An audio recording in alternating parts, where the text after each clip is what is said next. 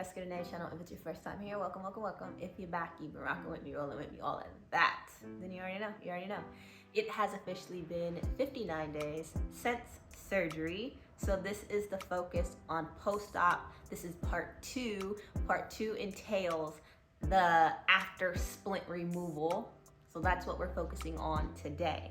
2 weeks and 1 day after surgery, I got the splint removed. Initially, of course, it had dry blood, it had scabbing going on. I have some images. I think I have 3 to 4 days that I took every day of what it looked like after I got the splint off. And he went over the imaging. So I have the images right here. There's the images.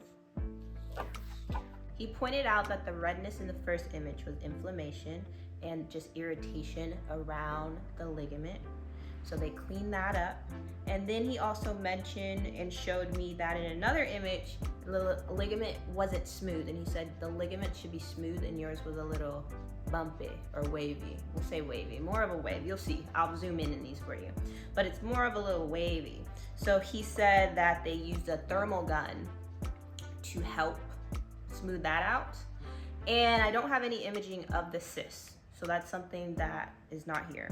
But I'll show y'all more up close.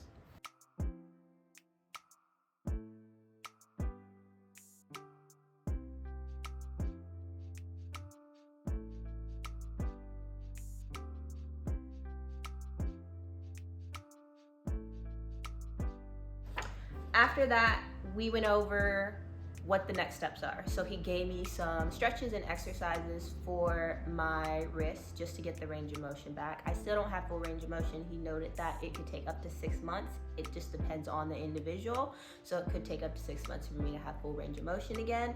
And then on top of that, he said when it comes to pain on doing push movements, he said even though you might have your full range of motion sooner than 6 months, you might have that pain when you're doing push movements up to 6 months.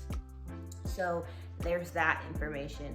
Then came into talks of hand therapy. So I said, well, when would I know if I need to have hand therapy or if I'm good to go? Because if it takes up to 6 months, then it's kind of like, when do you know when you're not doing well? Like you're not at the place you need to be.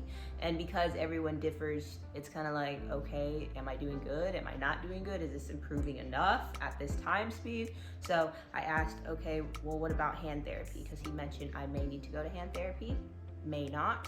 So he said based on what I was able to do right out of the splint, he said that my range of motion was pretty good for just being out of the splint. So he said if I need hand therapy, then I'll go to hand therapy later on. And at this point, I am considering hand therapy because I feel like I've been stagnant at a certain degree of my movement. And when I wake up in the morning, so about 2 weeks after I got the splint off, my hand started cramping up. So when I wake up in the morning, it would just feel real cramped up and really tight.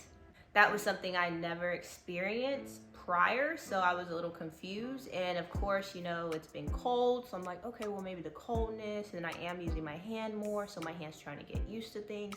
But it's been about, I think it's been 4 weeks, 3 to 4 weeks since that's been happening. So I might just say, hey, I'll go to hand therapy. But remember, I went to hand therapy last year, so I have some of the rehab kit, that's what I call it. And I've been doing some of the exercises. I just started last week. So we'll see if there's more improvement with my range of motion and my grip, you know, moving forward. I am back in the gym.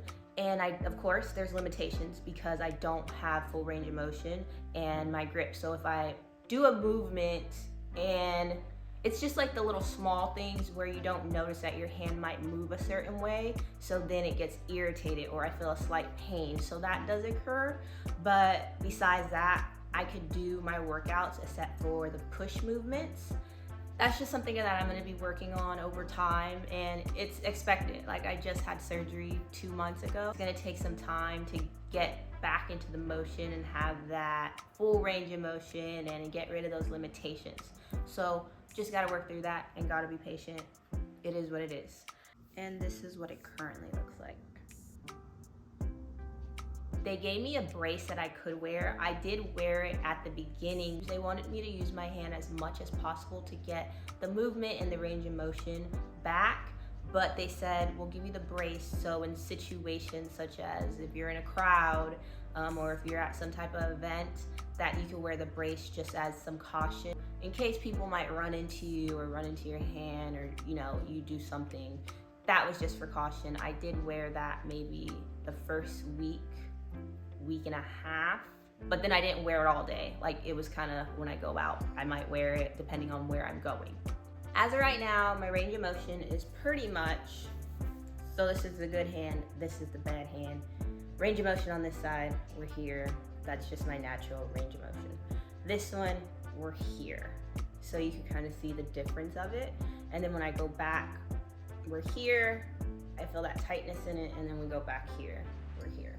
So you'll just see there's some differences there. So I have some things to work on. Besides that, we've been improving, we've been doing better. Every day is just a new day of possibly getting that range of motion back. But that is the post-op part 2 of the wrist situation. And I guess I'll see y'all next time.